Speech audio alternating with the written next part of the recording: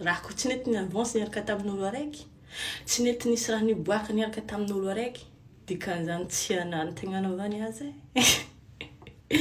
mangala hondraha.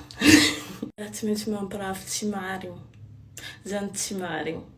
Sana mahita saorandreo maharegny lehilahy za hoe fagnahy lalahy 14 ans farany nitomboka mino zany tatokony ana tsy marigny. Ideny le première relation sana mahita azy magnano sary maty efa hainy tsara be hoe ino raha andeha tany amina, ino avenir andeha construire miaraka aminahy ndraiky hoe ino le raha andeha apporter agnatin'ny relation nare. Est-ce que hoe tia ilaiko izy sa tsy tia ilaiko? Hainy tsara beky.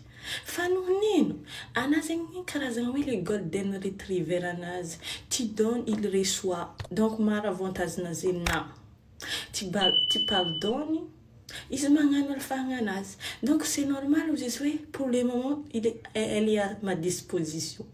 Izy avy aminjay au bout de quelques temps izy kofa mahita black cat nazy, olo igny ambarako ana ohatra olo tsary nadity, olo igny ambarako ana ohatra olo tsy nampinane manina, satria nagnino izy ndro golden retriever agnatin'ny les nouvelles relations, c'est lui qui donne et c'est elle qui reçoit.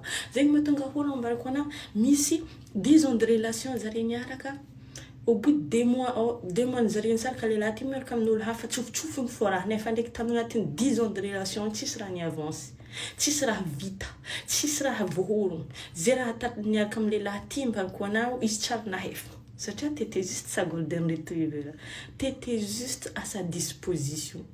Avec black cat nazy ty c'est ça trophée, c'est ça la différence. Ana tsy trophée nazy, t'es juste son bénévolat.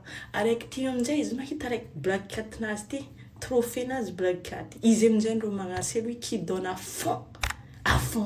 Izy ko hagnano raha, ihefany magnano izy, fa tsy anaty anagnanaovagna azy. Zegny périvolaniko fais attention aussi hein. Fa anareny tsy tia hita magnano sary gila de zagnahary mezagna atsy hitanare tsara izy fa anare misary lefaka.